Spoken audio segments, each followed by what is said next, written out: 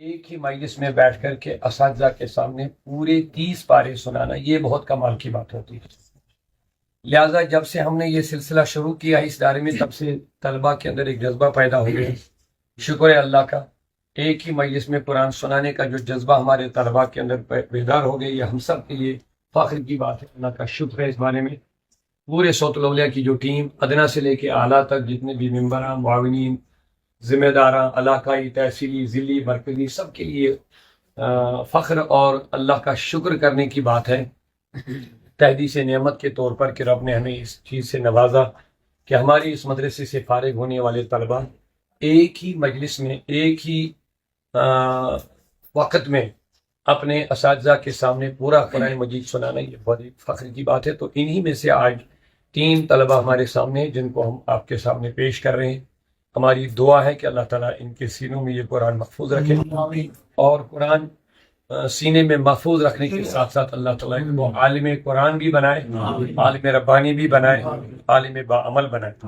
تو یہ تینوں طلباء آپ کے سامنے ہیں آج، اسی لیے ہم آپ کے سامنے مختصر وقت کے لیے حاضر ہوئے ہیں۔ ان کی حوصلہ افزائی کے لیے ان کے اہل خانہ بھی آج اس محفل میں موجود ہے الحمد للہ رب العالمین۔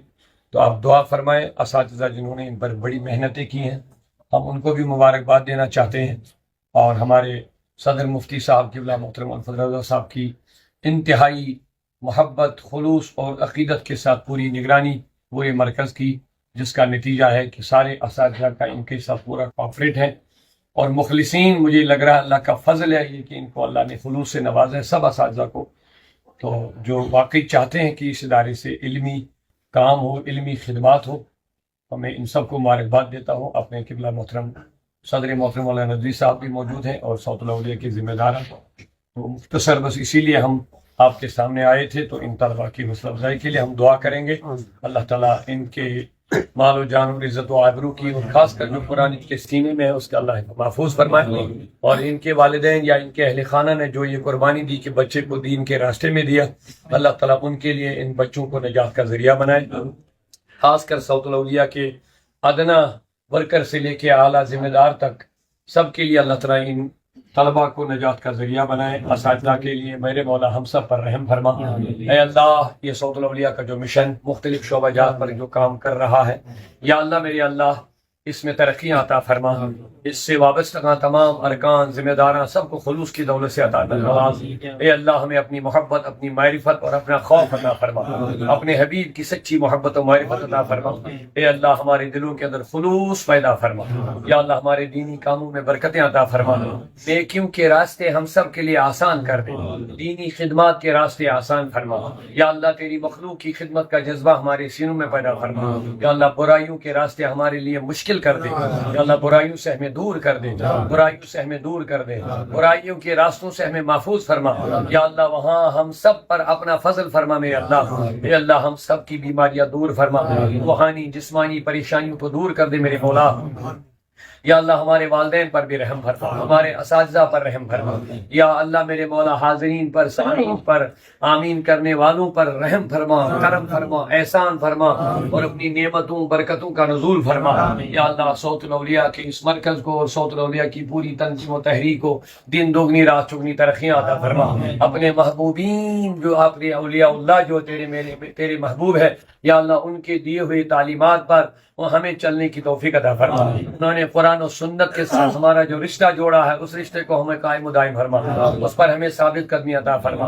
اے اللہ ہمیں استقامت عطا فرما۔ یا اللہ اس ادارے اور اس تحریک سے وابستہ معاونین جتنے بھی ہیں سب کو جزائے خیر عطا فرما۔ اے اللہ امت مسلمہ پر رحم فرما، اہل السنہ والجماعت کا یہ چمن، یہ باغ آباد کر دے میرے اللہ، اس کی حفاظت فرما۔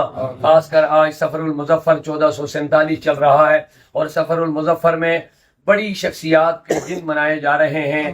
ہمارے مجددین جتنے بھی ہیں، خاص کر حضرت محب العالم شیخ سلطان العارفین شیخ حمزہ اور ان کے خلیفہ حضرت بابا داؤد خاکی رحمۃ اللہ علیہ، اور مجدد الافسانی شیخ احمد سرہندی، اور خاص کر موجودہ دور میں سنیت کی جان پہچان آن محافظ اہل سنت मुजद्दिद अहले सुन्नत इमाम अहमद रज़ा अलैहि रहमा का दिन मुनक़्क़द किया जाते हैं, उनके आरास मनाया जा रहा है।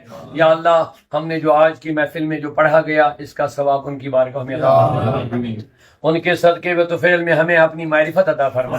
ए अल्लाह उनके सदके तुफैल में हम सब की दोनों जहां की सादतें अता फरमा। या अल्लाह हमें उन अपने महबूबीन की मोहब्बत अता फरमा और उनके सदके अपनी मोहब्बत अता फरमा, अपने प्यारे हबीब की मोहब्बत अता फरमा। जो लोग हाथ फैलाए सब की हाजतें पूरी कर, जिन लोगों की उम्मीदें हम हमारी दुआओं के साथ वाबस्ता मौला सब की हाजतें पूरी फरमा, दुनिया व आखिरत में हमें कामयाबियों से नवाज। या अल्लाह मेरे अल्लाह हम सब को मरते दम तक सुन्नियत पर दीन पर